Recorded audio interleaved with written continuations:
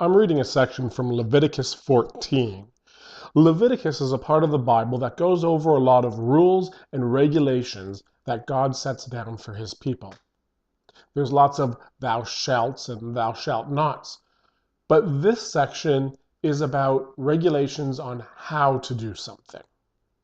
To summarize the entire section, Leviticus 14:54 says, "This is the law for all diseased infections, for scale, for the diseased garment, for the house, for the swelling, for the scab, for the bright spot, to teach when something is unclean and when it is clean. This is the law for dealing with infectious disease."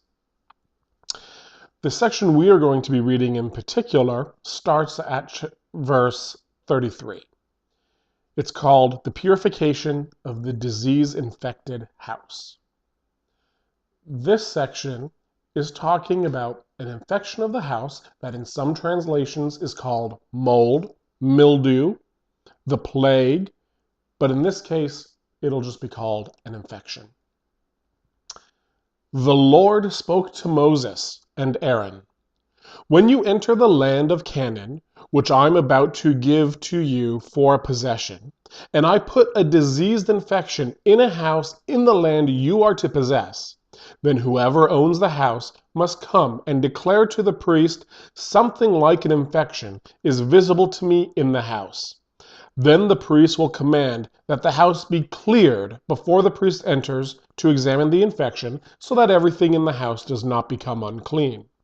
And afterward, the priest will enter to examine the house. He is to examine the infection, and if the infection in the walls of the house consists of a yellowish green or reddish eruptions, and it appears to be deeper than the surface of the wall, then the priest is to go out of the house to the doorway of the house and quarantine the house for 7 days. The priest must return on the 7th day and examine it. And if the infection has spread in the walls of the house, then the priest is to command that the stones that had the infection in them be pulled and thrown outside of the city into an unclean place. He is to have the house scraped all around the inside, and the plaster, which is scraped off, must be dumped outside of the city into an unclean place. Then they are to take other stones and replace those stones. He is to take other plaster and replaster the house. If the infection returns and breaks out in the house after he has pulled the stones, scraped the house, and it is replastered, the priest is to come and examine it. And if the infection has spread in the house, it is malignant disease in the house. It is unclean. He must tear down the house, its stones, its wood, and all the plaster of the house, and bring it outside of the city to an unclean place. Anyone who enters the house all the days the priest has quarantined it will be unclean until evening. Anyone who lies in the house must wash his clothes. Anyone who eats in the house must wash his clothes. On the other hand, it says, if, however, the priest enters and examines it, and the infection has not spread in the house after the house has been replastered, then the priest is to pronounce the house clean because the infection has healed.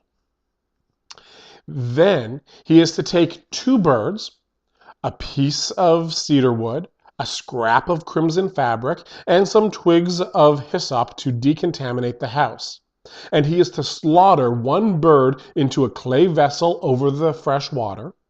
He is to take a piece of cedar wood, the twigs of the hyssop, the scrape of crimson fabric, and the live bird, and dip them into the blood of the slaughtered bird and into the fresh water, and sprinkle it around the house 7 times.